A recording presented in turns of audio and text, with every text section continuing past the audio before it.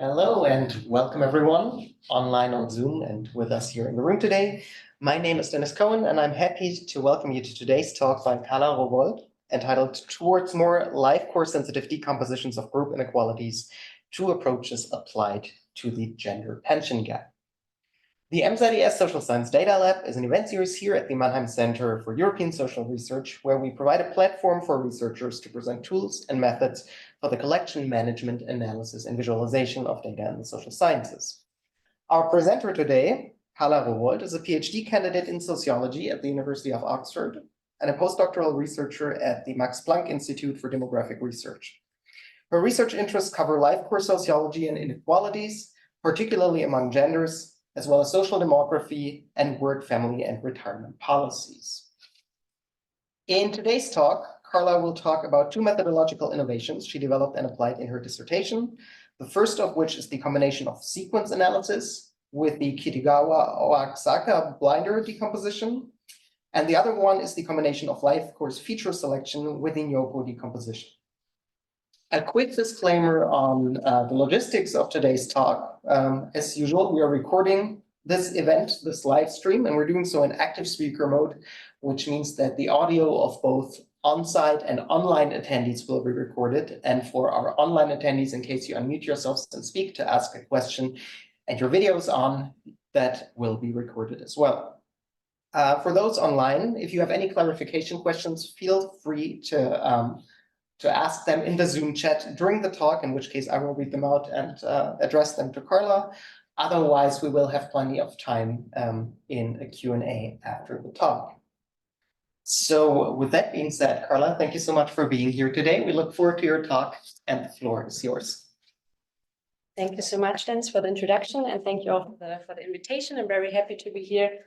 As Dennis said, I will present two kind of combination of methods that I developed during my PhD thesis, which is basically applied to focuses on gender pension gaps. So I will start just to give you a bit of a broader context and motivation of this, to say a few words about the gender pension gap, and then I will move on to the first combination of methods, as said before, sequence analysis and the Kitagawa-Oaxaca-Blinder decomposition, which we term SAKOB, since both names are pretty long. And then the second combination of methods is life course feature selection with the Ñopo decomposition. For this, I don't have any nickname yet, but if you have any ideas, let me know. And then if I have time left, I will say a few words about comparing both approaches. All right, so why did I actually want to look at gender pension gaps? And in general, in most European countries, we see that gender pension gaps reach really high levels, often exceeding the ones of gender wage gap, which is much more studied, right? So there's really a need for further research on the gender pension gap. There's not so much evidence there. And it's also particularly important to reduce the gender pension gap, since we know that pension income is one of the most important income source in old age. And we know that women are on higher risk of old age poverty in old age. It has been argued, and it's quite straightforward, that pension income, depending a bit on the pension system, but still is linked to individual life courses. And there are some theoretical arguments and first empirical evidence also that life courses determine gender pension gaps. When I talk about life courses, you can think about them as like whole entities. That means basically events and transitions as they appear over observed time period, for example, the whole life course or a shorter period. But you can also think about basically elements of which these life courses consist of. And these are the duration of like the years we spend in the different life course stages, but also the timing, so at which age we experience transition or events, and then in which order these events happen over the life course. I refer to this as life course summary measures in general, and that's important to know when I introduce quickly the two main approaches so far for studying the gender pension gap. I think this is actually also applicable to other economic outcomes, for example, wealth, quite similar methods been applied there so far. So the first one and the most common one is the decomposition of the gender pension gap based on these life course summary measures. And here most often the studies use the employment sphere and particularly the years spent in employment. So that's what they decompose the gender pension gap based on using the Kitagawa-Oaxaca-Blinder decomposition. And then the second stream is a bit more recent, using sequence analysis. Sequence analysis, in a nutshell, basically tries to categorize similar life courses into the same groups. And then these groups, life course groups, are used as covariates in regression designs to see how these are linked with a pension income or women's pension income.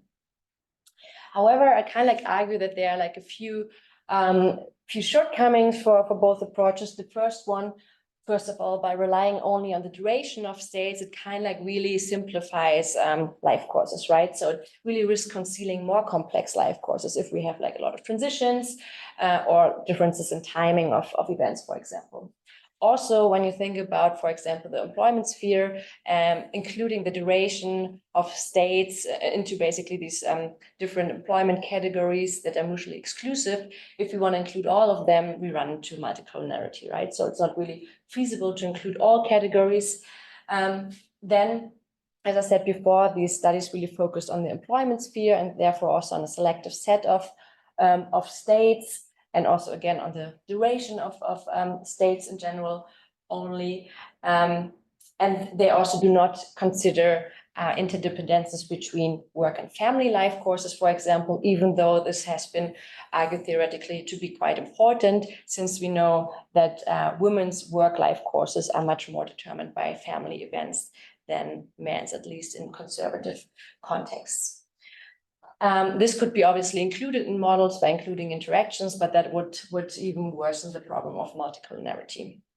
Then the second approach, using sequence analysis, addresses a few of these shortcomings, but on the other hand, not applying a decomposition, we basically don't have a counterfactual analysis. We don't quantify through which mechanisms mechanisms life courses are related to the gender gap actually in pension income.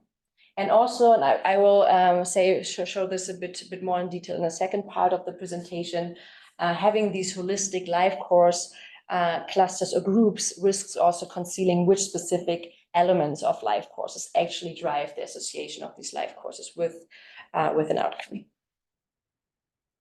Okay, so the contributions are in general with these two methods to answer questions like how are life courses related to the gender pension gap or other group specific inequalities. Is it through gender specific or group specific segregation on different life course types or experiences, or is it through gender or group differences in returns to the same life course type or pattern?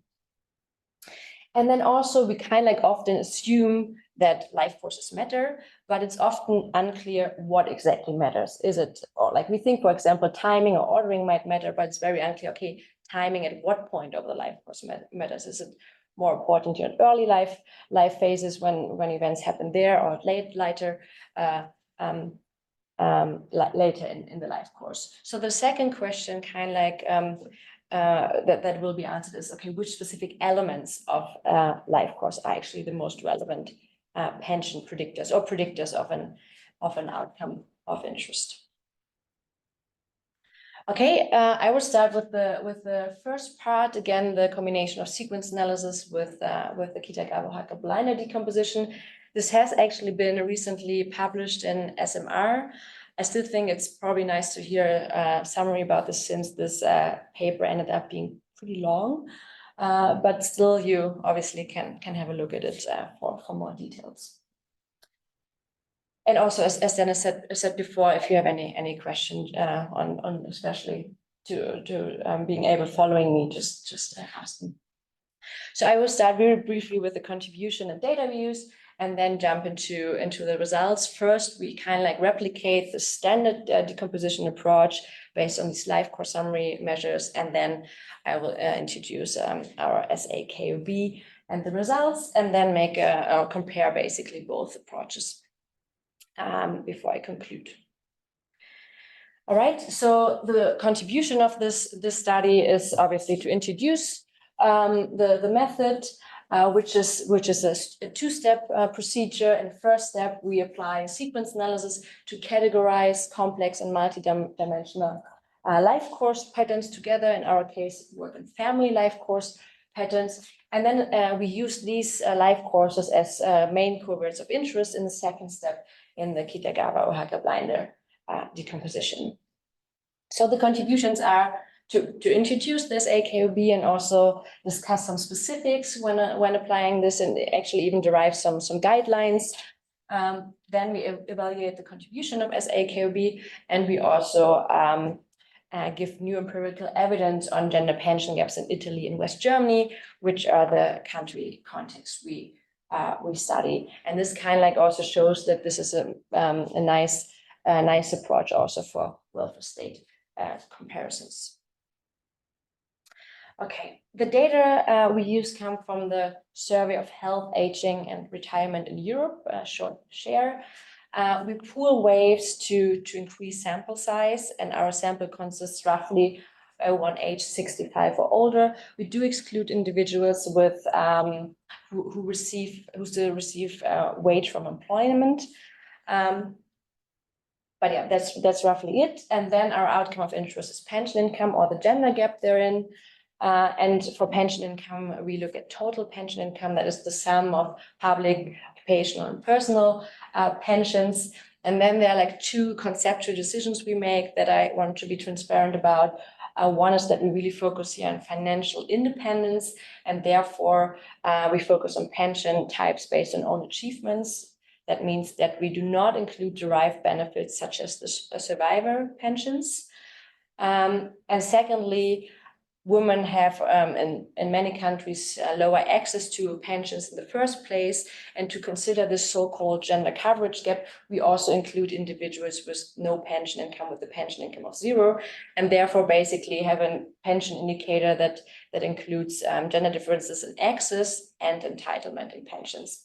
Both conceptual decisions rather drive the gender pension gap.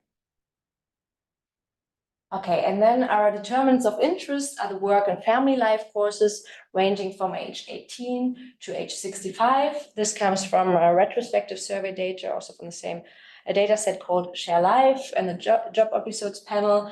And this basically provides us with work and family life course information for each year.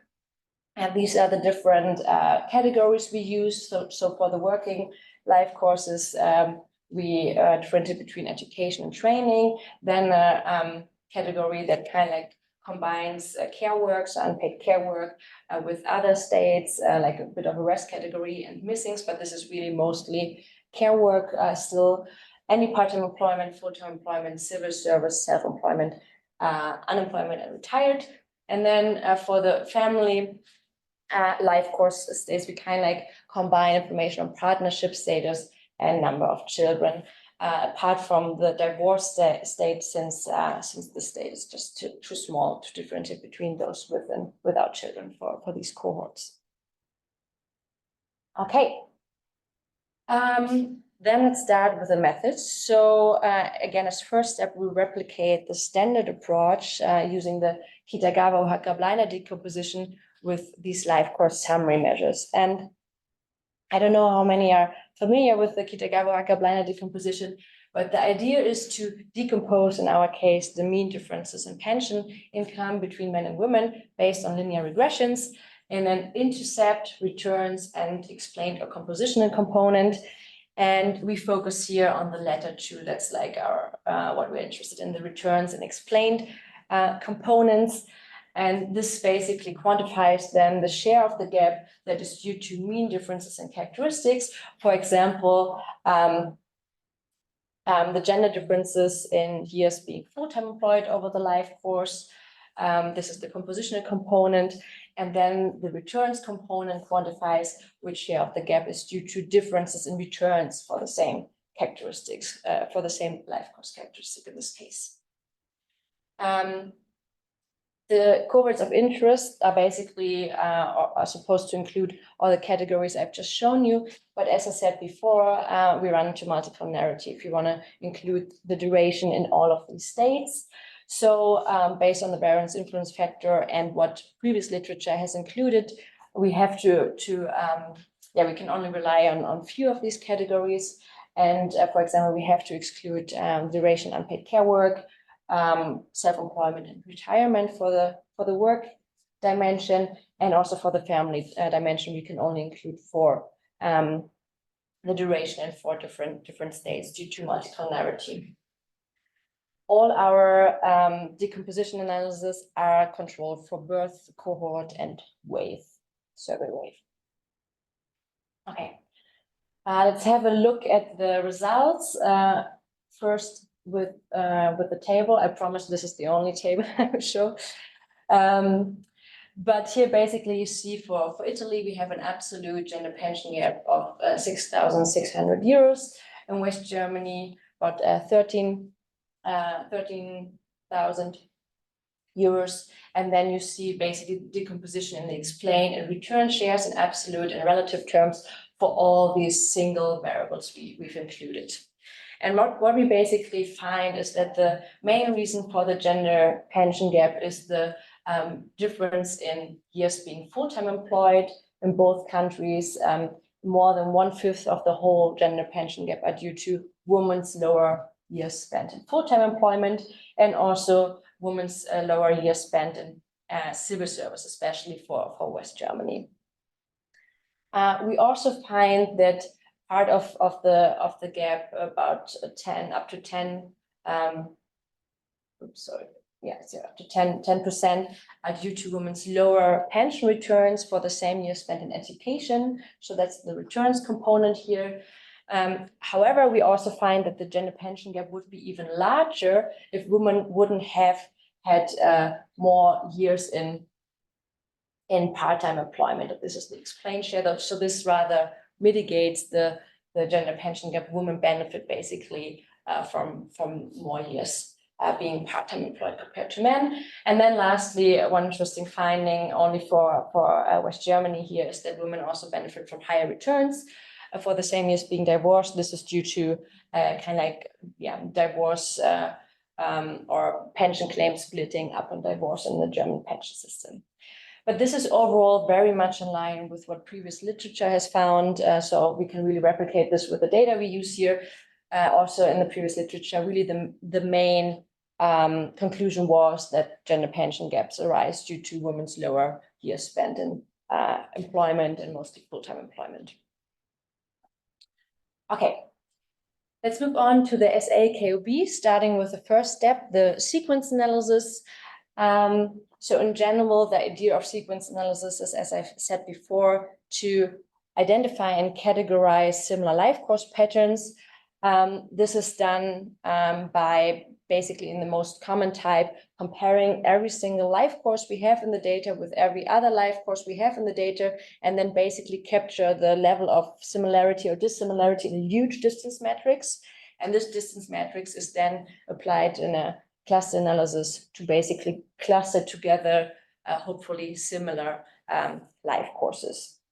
And that is then also the outcome, a typology of similar of life course clusters, and within these clusters they should be similar. So it's a very, very explorative approach, and I don't really have time to say much more about this, but obviously I'm happy to respond to any questions. I can really recommend this rather recent book by Marcel Raab and Emanuele Strufolino on introducing basically the method. One thing that researchers have to kind of like be sure about, or they have to make a decision about here, what we actually also discuss a bit in our paper, is whether they apply a so-called single channel or multi-channel sequence analysis. Single channel sequence analysis means just that you basically focus on one domain of life courses. So for example, you would run the sequence analysis only for work life courses or only for family life courses, or just separately if you're still interested in both. Whereas the multi-channel sequence analysis tries to categorize together individuals with similar work family life courses. So kind of takes into account interdependencies between both. We argue that the choices should be made on empirical and theoretical considerations, and the single channel sequence analysis might be particularly efficient if the different domains, so in our case, for example, work and family lives, are not really strongly linked. And for example, researchers might be also interested in seeing, basically by applying stepwise models, first only the clusters of or typical work-life clusters in a model to see how it's related to an outcome, and then in a second step, controlling for typical family life courses to see how this is mediated by them, for example. However, in our case, we apply a multi-channel sequence analysis. Again, this really considers joint transitions or processes in the different domains, in our case, work and family. And we actually argue, I think, that this might be particularly important for questions for which the SA-KOB might be nicely applied, because the relationship between, or the level of relationship between these different domains might actually differ between these groups of interest, right? Because we also have like group differences in outcome, and therefore the level or the differences in the level of relationship between domains might actually also be associated with the outcome. And so it's pretty nice that we can model this. In our case, to make this a bit more tangible, we know that work, family, life course interdependencies are stronger for women. And this, again, might be associated with the gender pension gap. That's why we, for our main model, use the multi-channel sequence analysis, but we also run a single channel sequence analysis for work and family life courses separately, and then apply them in a stepwise model in the decompositions in the appendix of the paper, if you're interested in this. Okay, two more things that are specific to the SA-KOB is that we have to run the sequence analysis pooled over the groups of interest, so the decomposition groups here, gender. That is because we need for the second step for the decomposition the same variables, right? In our case, we also run it pooled over countries, but that's not necessary. It's just to make it a bit more easy for the interpretation. And then we also suggest to visualize the life course patterns that we find together with the group-specific distribution on these life courses, because this is really the main information we need also for the interpretation of the decomposition then. All right, let me show you the life course patterns we find, and let me guide you through this. Maybe I use the cursor here. So what no, actually you don't see this. So what you see here is basically 8 different work family life course clusters with the work life courses each at the left side and the family life course at the right side, ranging from age 18 to 65, as I said before. And basically in this plot, one line here through the work and family life course is a representative life course within this cluster, so we can see whether there are parallel transitions happen in one or the other domain. So let's focus first on this first 5 life courses, because we see that they experience rather similar family life courses. These are characterized by being married and having or becoming a parent of 2 or more children at some point over the life course. And the first 3 life courses here are also characterized by rather continuous employment, but in different states. The first one here is basically being able to combine parenthood with continuous full-time employment, right? We don't see any transition here. Everything is nice dark blue. Then the second one, continuous civil service, starting after longer educational periods here. And then the third one, transitioning to rather continuous self-employment at some point in time.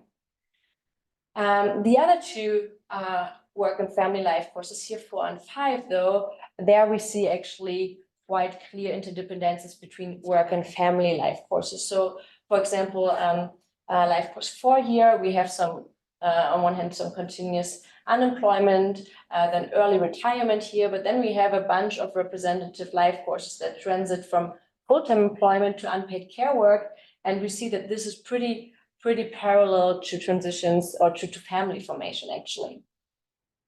And then most of these representative life courses, after 5 to 20 years around about in unpaid care work, they transit to part-time employment, and some of them have a second unpaid care work employment interruption, sorry. And then the 5th life course here is quite similar. We also have here a lot of individuals or representative individuals who start with full-time employment in the private sector and then transit to unpaid care work. Again, this is really nicely visible here, parallel to family formation, or they have engaged continuously in care work. Then maybe just one note, on the 6th life course here, this is driven by individuals being married and having one child. And here we see a rather heterogeneous work-life courses, quite some individuals, again, with transitions to continuous unpaid care work, but also continuous full-time employment in the private sector. So as I said before, what we're really interested in is now how men and women distribute themselves on these different life courses. So we see here the distribution of all men or all women on these life courses, and the gray bar indicates the absolute gender differences in this prevalence. So we see, for example, this first life course is the most common among men, about 45% of men in both countries, actually, it's quite really almost the exact same share here, experiences full-time employment, continuous full-time employment careers and having 2 children, whereas only about 15% of women can reconcile motherhood with continuous full-time employment. We find similar gender differences for the civil servants and parents. This is a bit more prevalent in West Germany, and therefore also the gender difference is higher in West Germany, as well as in for the 3rd cluster, self-employed classes, also quite some gender difference there. The 4th cluster, again, combining reconciling parenthood with rather short employment interruptions and part-time employment, is mostly driven by women. So really high gender differences here again. And then the cluster characterized by parenthood and being almost continuously engaging in care work is really almost exclusively realized by women. So we have really almost no men in this cluster. The other 3 clusters that have different family life courses, just having one child, having no children, or staying single mostly, but very heterogeneous work-life courses, are rather gender neutral, no big gender differences. All right, let's keep these clusters roughly in mind, and also maybe the gender differences here, because this information we use now to decompose the gender pension gap. Exact same equation, exact same Kitagawa-Oaxaca-Blinder decomposition. Just now, our covariates of interest are these life course types. So basically here, the mean characteristics is this gender-specific distribution on these life courses. So we basically thereby quantify which part of the gap is due to the gender-specific distribution on these different life courses. This is the compositional component. And on the other hand, which part of the gap emerges due to gender differences in returns for the same life course pattern.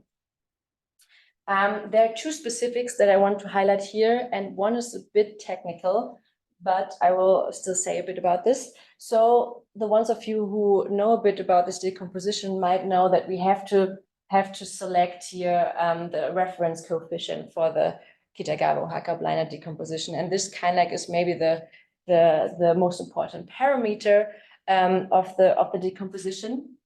And most often in the literature, this is just done by using the coefficient of one of the groups for gender, mostly males, coming from this linear regression model, to weight then, for example, for the explained part, the differences in characteristics, right?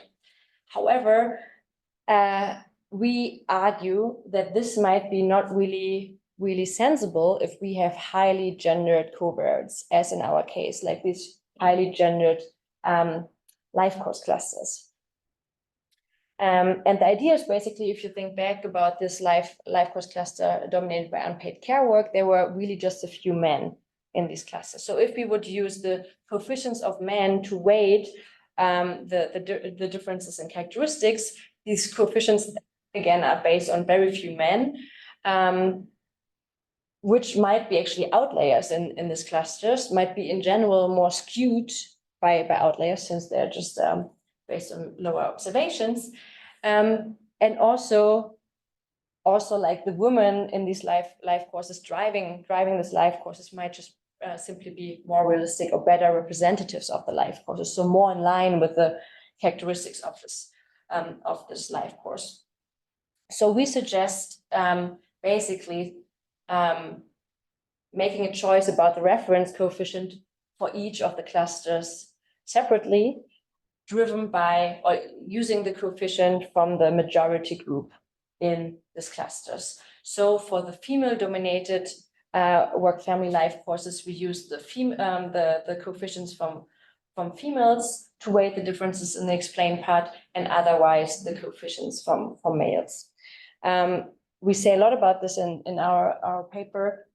We also provide theoretical, empirical, and statistical considerations to, first of all, identify group-specific life course clusters, and also to identify the majority group.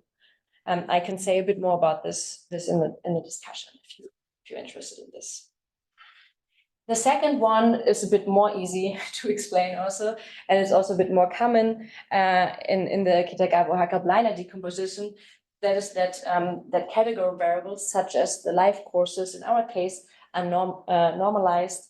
And this is so that the returns component does not depend on the reference category chosen, right? So normally in a regression model, you choose one reference category. In our case, we would have to choose one reference life course. However, that's also often hard to choose, especially if we have very group-specific life courses. So a good reference basically for both groups might differ. Okay, let's have a look at the results and the interpretation of the results. So here you see again the overall gender pension gap in Italy and West Germany, and then you see here basically in this bar chart which part of the gap is due to the compositional component. So the explained shares for each of these different clusters.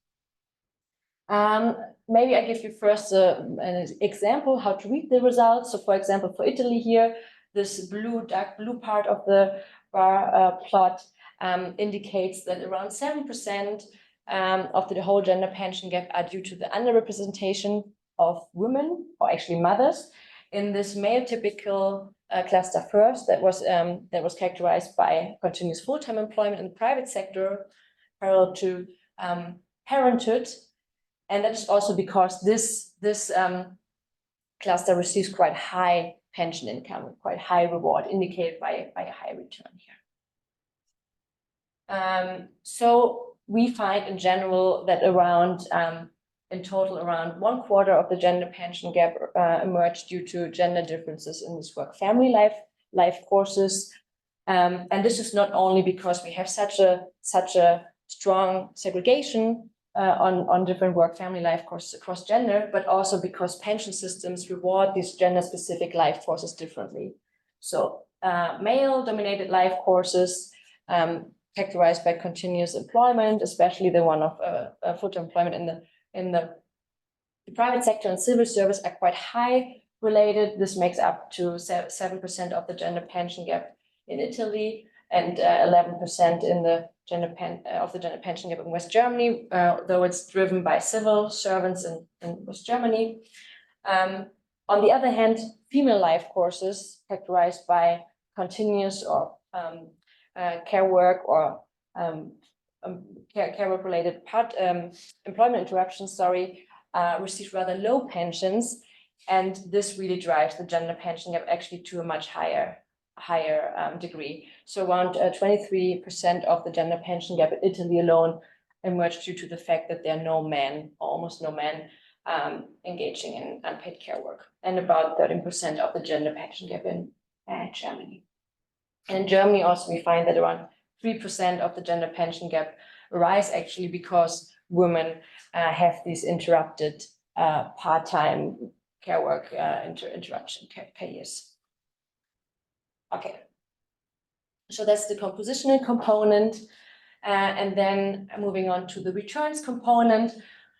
Same bar charts for the different clusters, or by the different clusters for the returns component now. And here the interpretation would be that in Italy, around 6% of the whole gender pension gap are due to lower returns for women for the same life course. And that was the life course 6 that was characterized by having only one child, but quite heterogeneous work life courses. However, there's one thing that we really have to keep in mind here for the interpretation, because the returns component, or the interpretation of the returns component in the standard Kitagawa-Oaxaca-Blinder decomposition is basically differences in returns for the same endowment.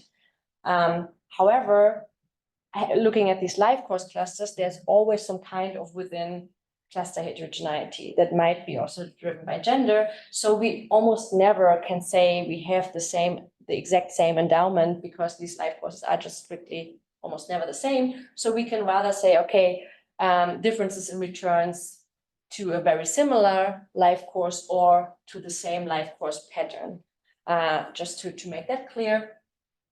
Because we have this within cluster heterogeneity, and actually in a robustness check, we find that the within cluster heterogeneity is gender specific for this cluster 6 here, and therefore this drives the returns component. But I'll say a bit more about this later. So in general, we find that gender specific differences or gender differences in returns for the same life course clusters is less related with the gender pension gap compared to the compositional component. Okay, I just now want to briefly compare both approaches, both results, to see like the pros and cons of it between the standard decomposition and the SAKB. So for the standard, or the main finding of the standard decomposition was, okay, it's differences in full-time employment that between men and women that drives the gender pension gap by far. However, we find actually that the main driver of the gender pension gap is the differences in this life course, gender differences in this life course characterized by almost continuous unpaid care work. And therefore, we kind of like argue that the SAKB kind of like a bit more accurately highlights the dynamics actually behind women's fewer years in full-time employment, right? This is really not visible in the standard KB. These women actually did work, but unpaid work that is also not rewarded in the pension system, and this drives the gender pension gap. Then also a second finding of the standard approach was that actually more years in part-time employment rather benefits women's pension income.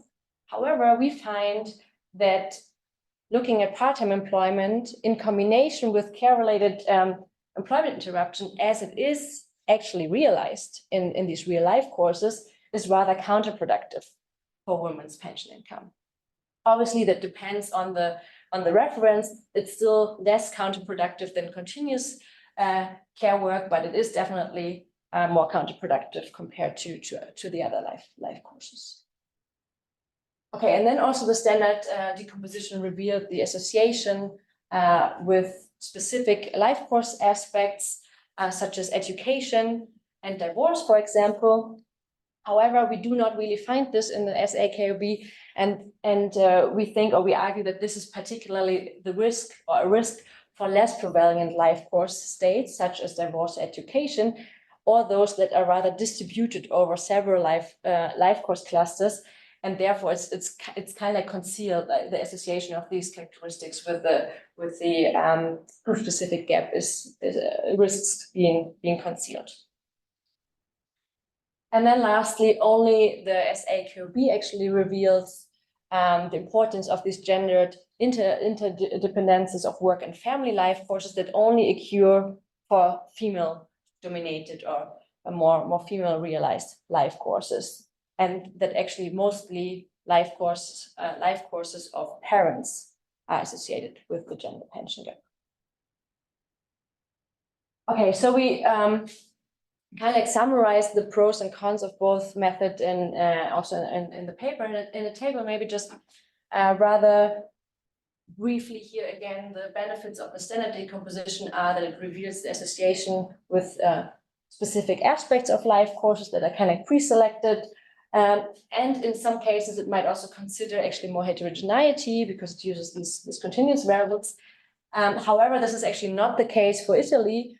For Italy, we can explain more of the gap with the SAKB, and that is because such a large part of the gap is driven by the lack of men with continuous care work, and we had to exclude care work for the standard decomposition due to the risk, due to the high multicollinearity, right? So this is also the biggest limitation of the standard approach. By not being able to consider all life course states, it risks concealing important associations. It also do not really show the interdependencies between different life course states. As I said before, this could be included by interactions, but this would just worsen the multicollinearity problem then.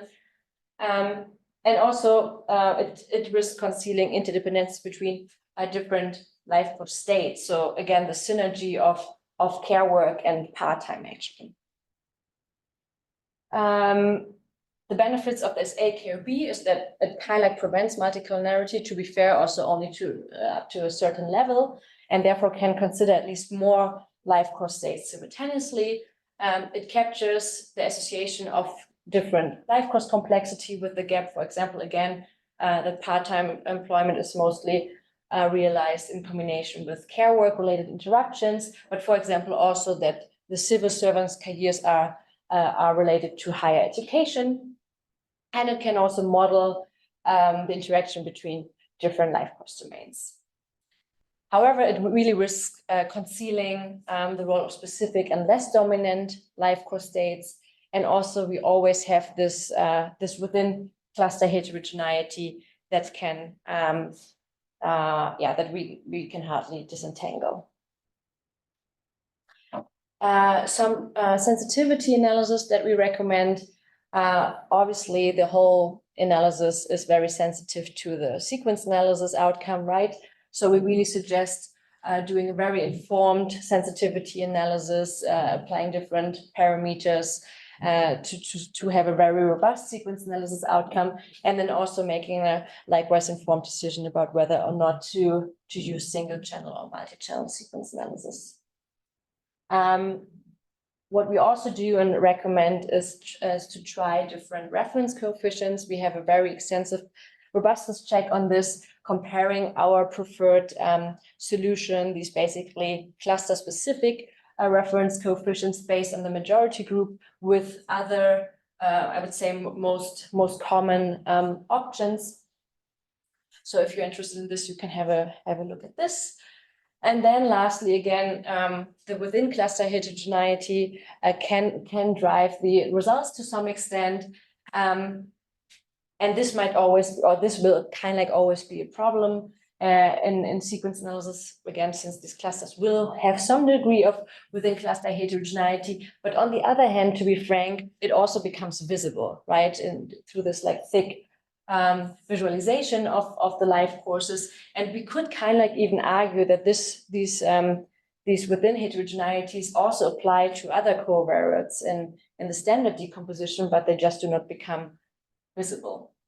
And the good thing is we can basically check for or test for the sensitivity towards cluster coherence in sequence analysis. So what we do is basically to identify with statistical measures so-called poorly assigned individuals to clusters that just do not fit the cluster so well, and then kick them out of the analysis. And therefore, we can check whether for the compositional component, whether the reference coefficient weighting the compositional differences is skewed by non-coherent individuals. And we find in our case that this is actually the case, that our compositional components of the gap are even slightly underestimated. And for the returns component, and this might be even a bit more important, there's a risk that within cluster heterogeneity is group specific, in our case gender specific, and to the extent that this is the case, this might actually drive the differences in returns, right? Because it decreases the assumption of the same endowment with the same life forces. So if we do this, we can check, we exclude again the non-coherent individuals, and we can check whether the cluster characteristics between men or between groups, in our case men and women, become more similar. And in our case, it does actually. And again, for this cluster 6 that I've shown, we find that the differences in returns are actually driven by this gender specific within cluster heterogeneity, because women in these clusters were doing, again, almost continuous care work, whereas the men, the parent of fathers of one child, was still doing continuous full-time employment. Okay, let me quickly wrap up this first part. So in general, we think the substantive contribution here is that we make the complexity and multidimensionality of gendered life courses visible and show how they are related to differences in outcomes. In our case, gender pension gaps, because they're unequally rewarded.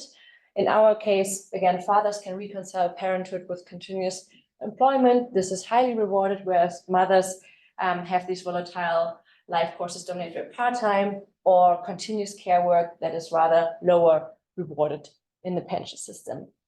And we kind of like argue that this shows a kind of gendered mismatch almost of the interrelation of welfare state policies decades ago that shaped this highly gendered life courses, and then pension system nowadays that reward these highly gendered life courses differently and to the detriment of women. So thereby actually, its AKOB really informs also about intertemporal linkages of different policy fields over time. Okay, methodologically, again, as AKOB decomposes gaps, group gaps and outcomes in a share due to unequal rewards. For group-specific life courses, this is the compositional component, and then unequal outcomes of groups, even within the same life course patterns. That's the returns component. Okay. Yeah, I think I said this a couple of times now. So maybe let me stop here and ask whether there are any questions on the first part of the presentation. Again, this is published, so you can also have a look at the paper if you're interested in this.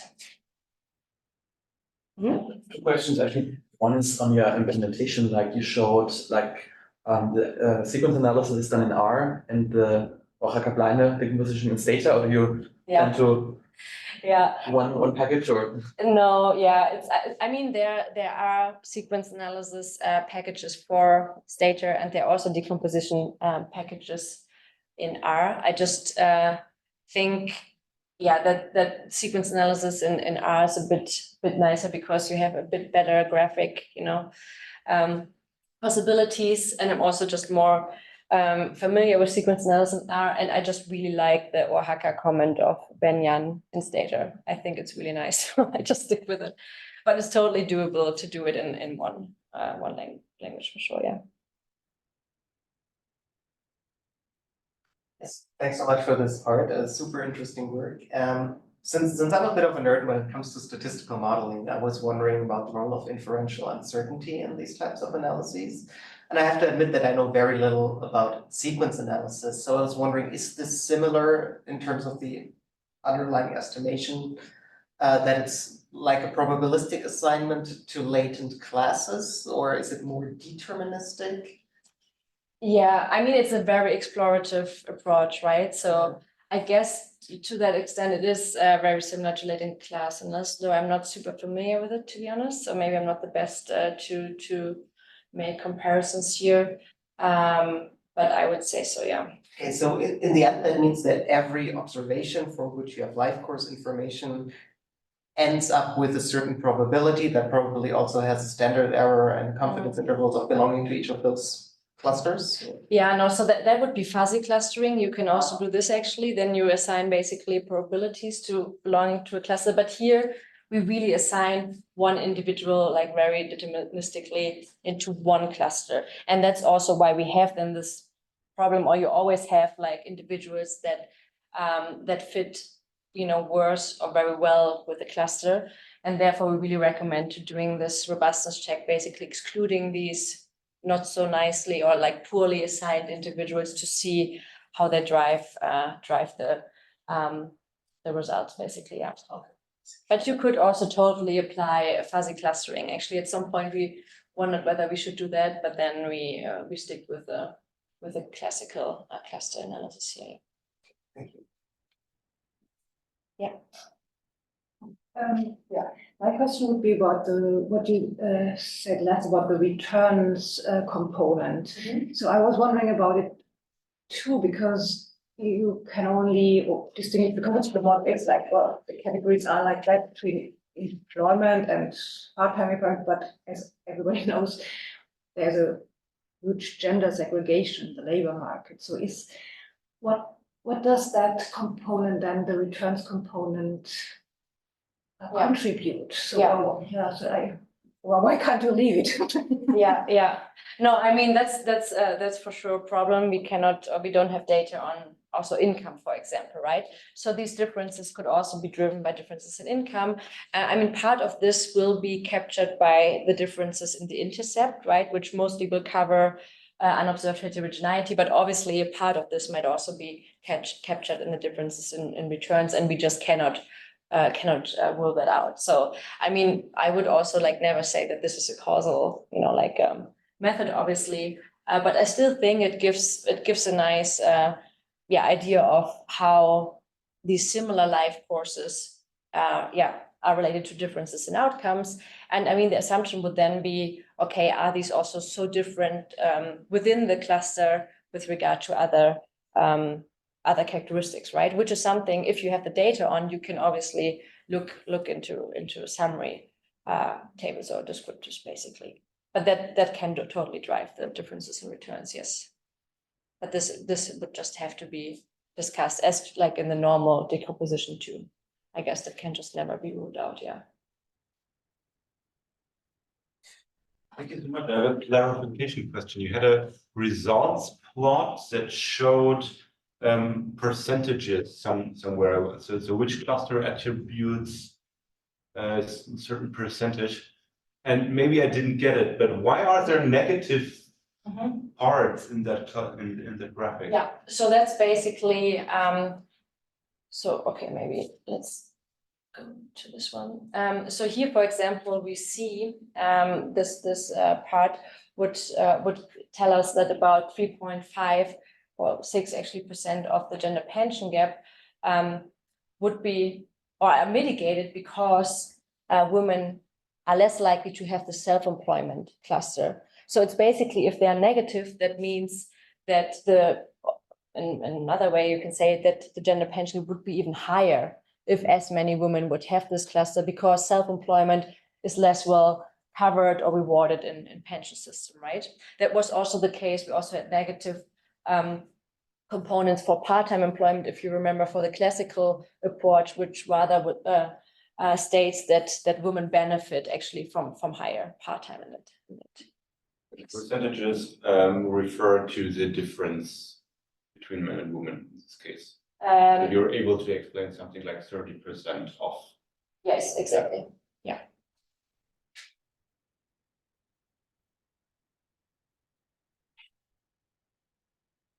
Question about the sequence analysis. One is how do you decide on the number of groups for this? And the second is like missing data for these. Do you only focus on complete cases, or can you model the missingness as well? So we have almost no missings in the retrospective data. So we really just had really a few years. We could impute a few, and the rest we basically put together with care work in one category. We first had our own category for missings, but in the end we actually solved an issue in the data and could fill most of the missings. so we don't throw away any trajectories because of this. And then the other question was how we decide on the number of clusters. That's a very important question, and there are like a lot of parameter statistical measures you can look at.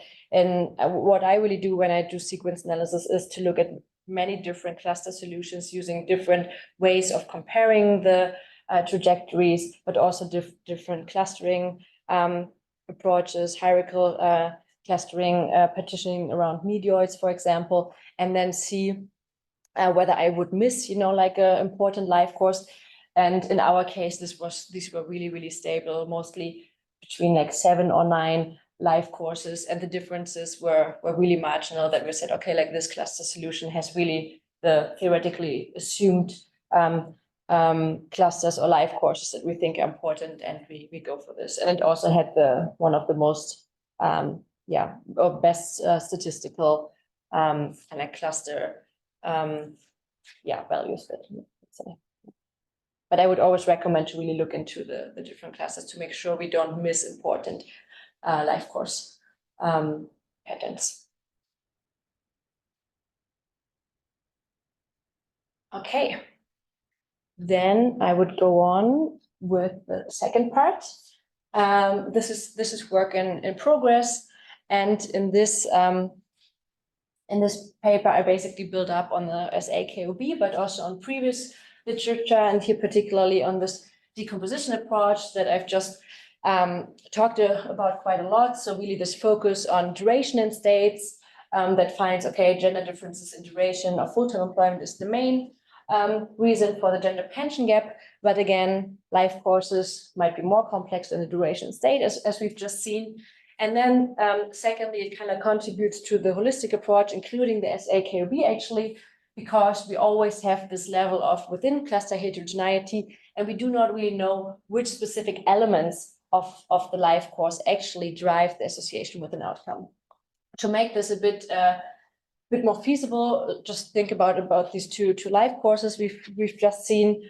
So this first one here, continuous full-time employment, there we don't see much heterogeneity. Maybe we could say, okay, there's still some heterogeneity with regard to retirement timing, but here for the second life course, a very heterogeneous life course, we are not really sure whether it's the type of employment interruptions, for example, is it early retirement or care work related employment that drives the association with pension income? Is the number of employment interruptions just 1 or 2 that drives the association with the outcome? Is it the timing of employment interruptions, so how early or late you have those? Or is it actually the duration again in states? Is it the duration in care work? Is it the duration in part-time employment, and so on? So we really don't know what is actually the main driver with the association of the association with an outcome. So the contribution is here to first detect which life course aspects are actually relevant predictors of pension income, and then decompose the gender pension gap based on this. So very briefly, I just show this normally to kind of make this point, okay,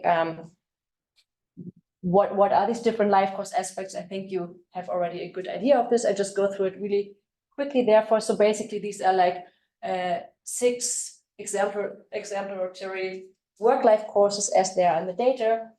And we see that, for example, for Herbert and George, looking at the duration in full-time employment or sum of years being in full-time employment might be a pretty good proxy for their life courses, right?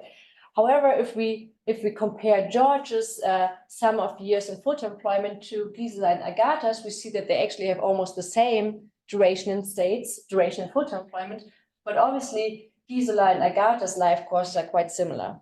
They experience different states and like more transitions between states.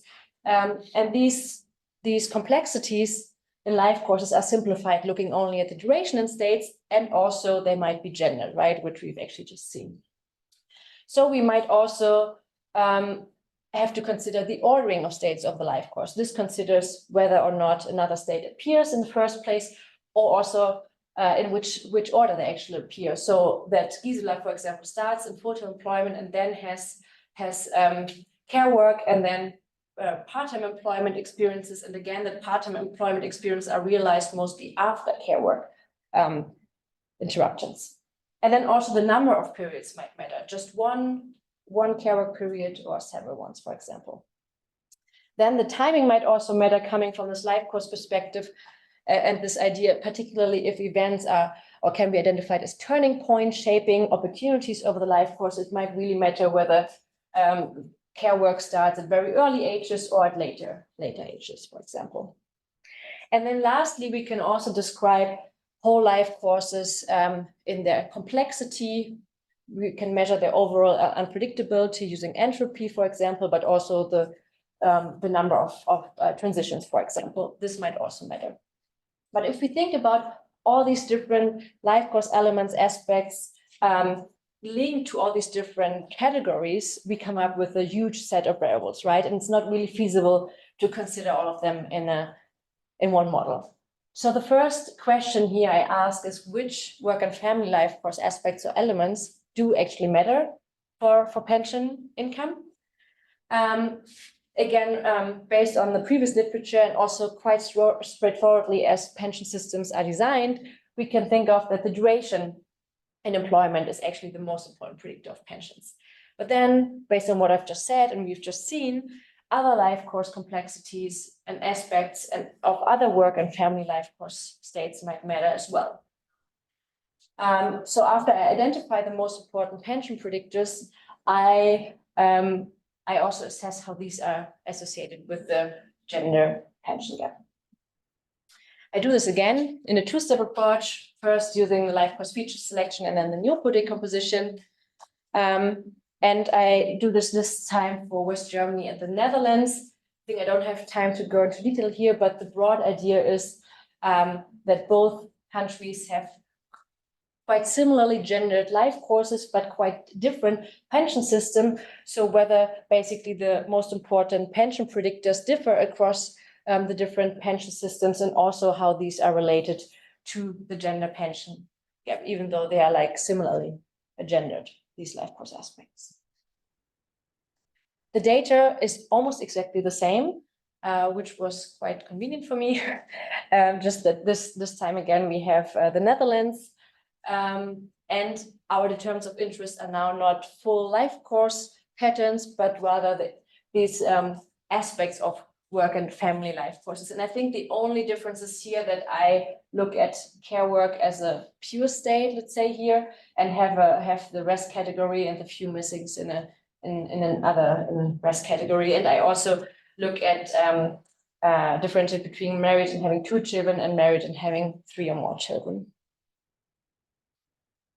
Okay, the analytical approach for the first step, the life course feature selection, is that I basically first extract all these different life course aspects for all these different life course categories, covering the duration, ordering, and timing of events over the life course, as well as the overall complexity. So this gives me a set of really 600 or 800 of variables, so quite a bunch, not really realistic to include this in one model. So therefore, I, second step, apply a feature selection. For this, we can apply a lot of different algorithms, and the aim is basically to select the most important predictors for an outcome, in my case, pension income. I use here the Baruter algorithm that is basically a wrapper around a random forest models iteratively, so many decision trees, and the outcome in general of random forest is the importance of variables for an outcome.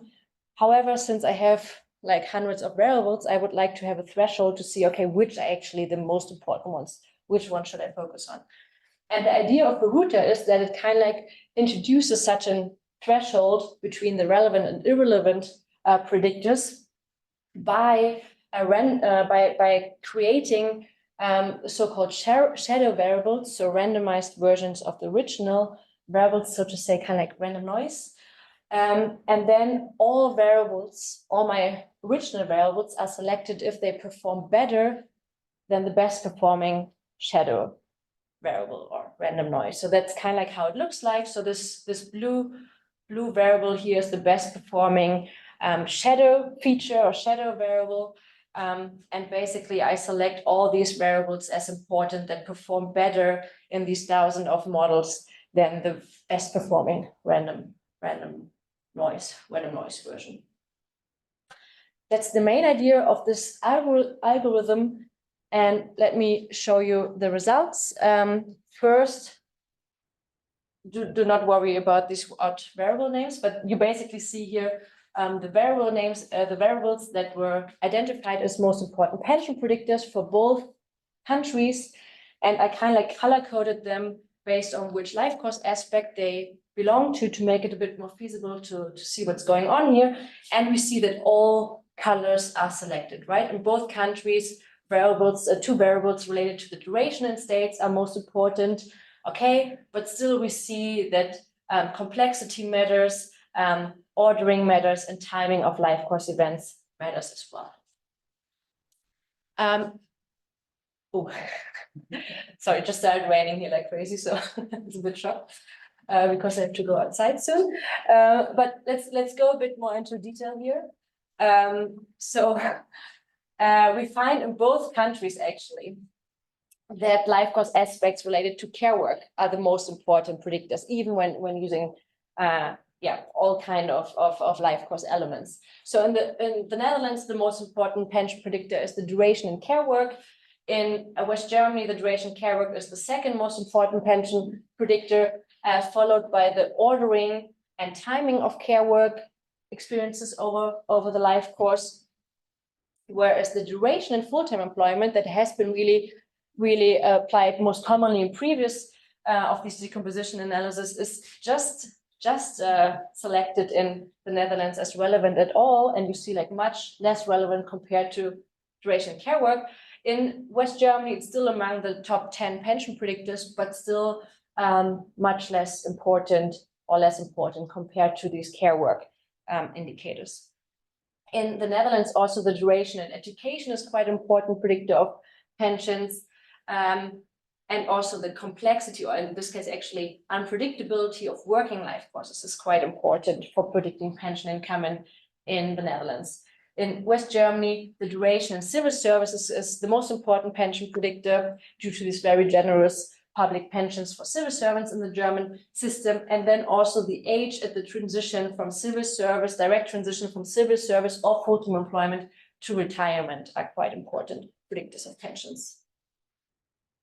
Okay, what I do now is to basically use these most important predictors of pensions in a decomposition to decompose the gender pension gap. And I do this in stepwise models. So I start with just the first 2-3 most important variables, and then in a stepwise fashion include more variables descending by their importance for pensions.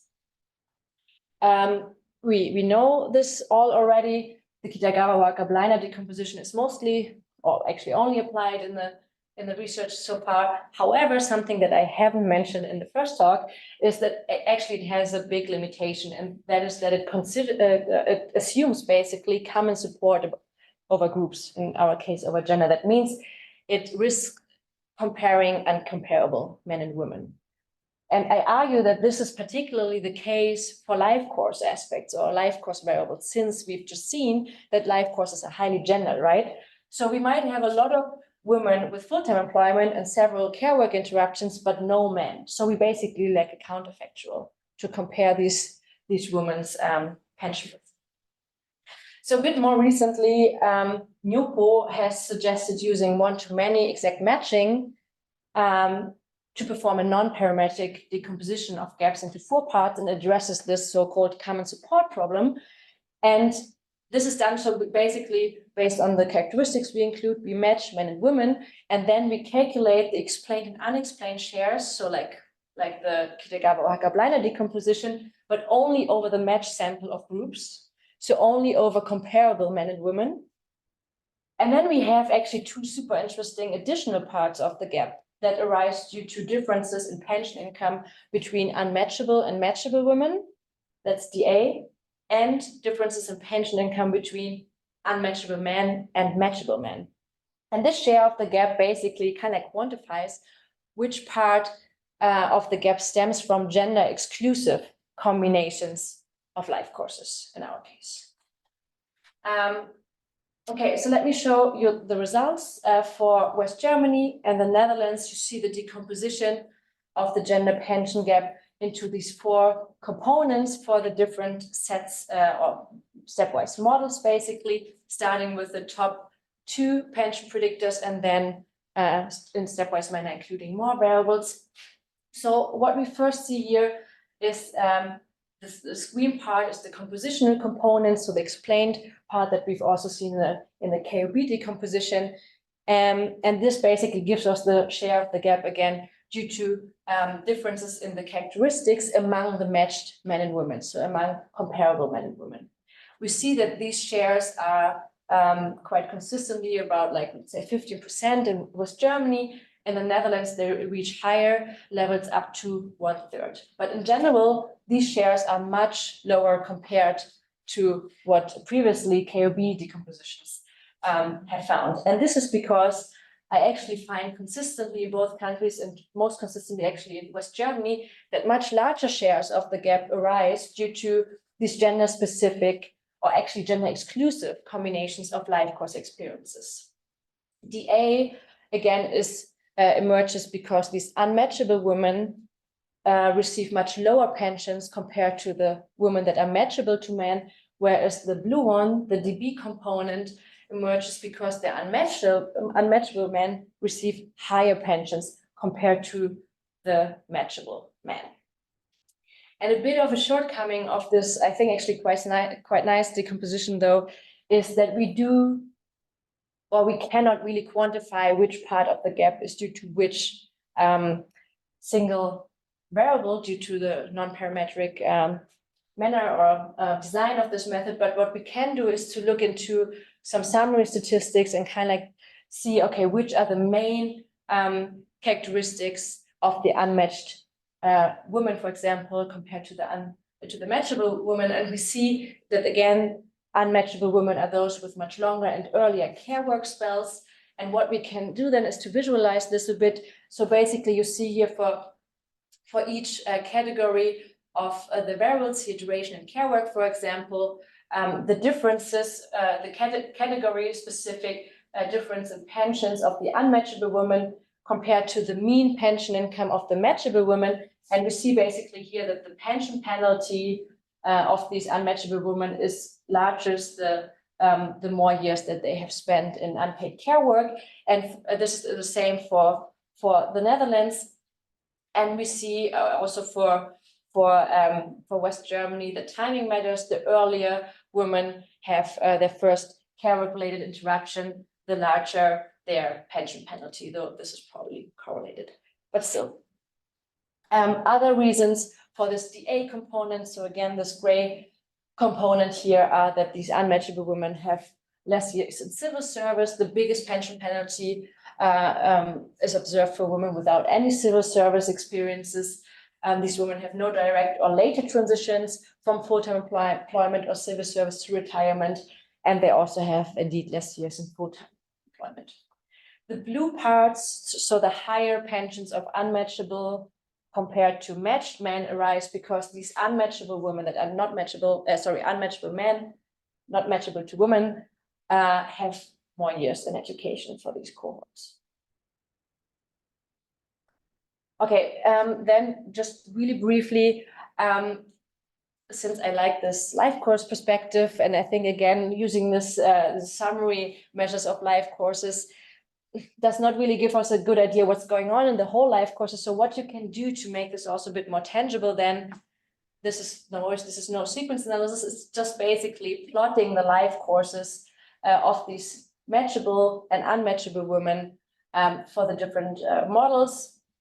And so I couldn't find this DA component for the first set, matching only on duration of care work and education. We see here in both samples, we have quite a bunch of unpaid care work, also pretty early unpaid care work here among the matchable women. But when we add basically interaction with overall complexity of the working sphere, we see that this works really well for differentiating women with pretty long and pretty early care work interruptions, and women with only very, very, very short care work related employment interruptions. And these women receive much higher pensions, which again drives the gender pension gap. A few things about sensitivity. A bit of a shortcoming here is that this feature selection identifies overall pension predictors, but not predictors of gender pension inequality, and this might differ, right? So I have two main attempts to tackle this. I can show you this maybe later in the discussion if this is of interest. Then I also use 3 different alternative algorithms to test for the sensitivity of the Bruta algorithms, and the results are roughly the same. Still, in no of the other models, full-time employment is more important than these 3 care work indicators. And then also I do some policy relevant robustness checks, including survivor pensions or excluding individuals with zero pension. Again, doesn't change much. For the Ñopo decomposition, I also use propensity score matching instead of exact matching to see if we still have this common support problem then, and it is still the case. So the A and the B components are quite robust too. So the conclusion here is that pension life course predictors beyond the duration and employment duration matter, timing, ordering, and complexity matters, and particular life course aspects related to unpaid care work matter. So I think it's a quite nice actually method to systematically consider actually these more complex and maybe also less easily extractable life course proxies. For the gender pension gap, I find that this compositional component has rather been overestimated by assuming common support, so comparability across gender, but rather larger parts of the gap emerge due to gender exclusive combinations of life course experiences, up to roughly 1/3 of the gender pension gap, which are differently rewarded again by the pension system. And this again arises mostly because there's no male counterpart for almost lifelong or longer care work engagement for these cohorts. And again, this holds across both pension systems. Okay, I think I stop here now and ask whether there are any questions on this method or approach. Okay. Yes, thanks first of all. You said that the classical decomposition methods they presume common support, which, as you showed us, isn't always given. So what would, just for my understanding, what happens to unmatched observation with the classical KOB decomposition? So it depends a bit. It can both actually bias the unexplained and the explained shares. In this case, I would say that this probably mostly would be the compositional component, right? Because you just say, okay, we don't have men, with these life courses, or there's just a lower share.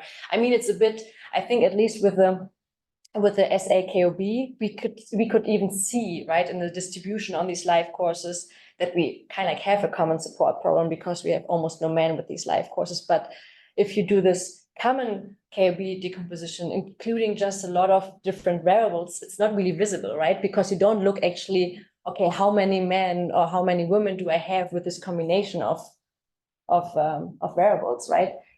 So since we know from the SAKOB, or we've seen in the SAKOB that most of the part that is here, the DA component, is probably in the compositional component in the standard KOB, but it could also be the other way around. It really depends on the data. Yeah.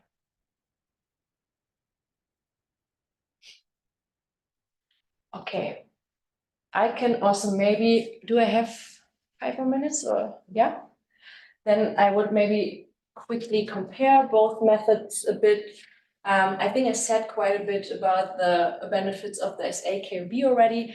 Maybe now one more compared to the life course feature selection and Ñopo is that it kind of like quantifies the impact of the single life course clusters, right? So we can really say, okay, this life course cluster is related to, in this way, with that share of the gender pension gap. Whereas this is really not, where's this? oh, I forgot this here as a limitation. This is not the case for the Ñopo decomposition. We cannot really clearly quantify which part of the gap stems from which variable or life course indicator. However, benefits are obviously the life course feature selection firstly identifies the most important life course features tailored to our outcome of interest, and therefore also makes maybe less extractable, maybe even less straightforward variables more identifiable, and then it quantifies this additional component of inequalities actually arising due to group exclusive combinations of life course experiences.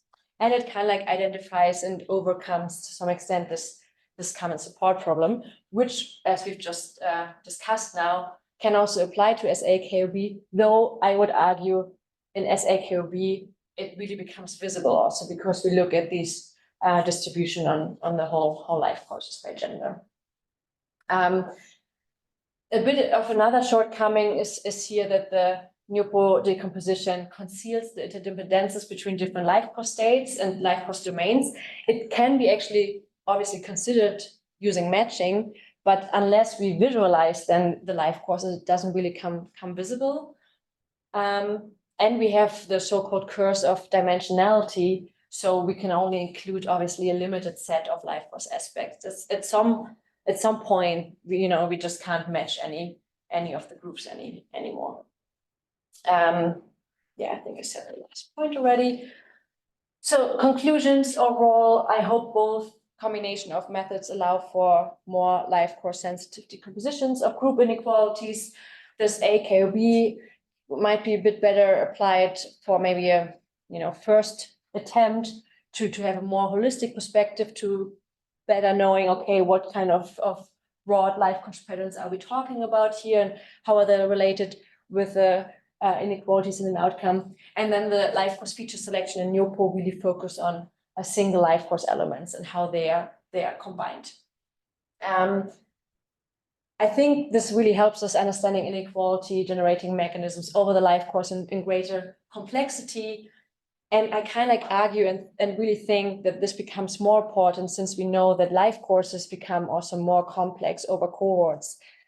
These cohorts I've used were rather old, individuals at retirement ages, right, years ago. So this might become even more fruitful for future cohorts. Yeah, I think I said this. And then obviously this is really applicable, I think, to other group inequalities, specifically in life course sensitive outcomes. As I said before, I think this focus on the duration and states of the life course is not only something that is happening in the gender pension literature, but in many other fields of studies. So, for example, also looking at health inequalities or so on, I think might be really interesting. And then maybe one more substantive broad conclusion is that it's actually not, and this is really holding across both methods and all three countries, it's not merely the lack of full-time employment that is the main driver of the gender pension gap, but it's rather the unpaid care work that is only done by women and is not rewarded equally at all in all these different pension systems. So as I said before, it's really this, both methods kind of like really highlight this interrelation between welfare state policies decades ago shaping these gendered life course experiences, and then pension system nowadays rewarding them much differently. So maybe just really briefly to reduce gender pension gap on one hand, obviously, and particularly for the older cohorts, we could have higher rewards for unpaid care work. But then for like the future cohorts, pension policies might also want to engage more in equalizing gendered work, family, life course opportunities. Okay, I think I stop here now. Thanks again. Thank you.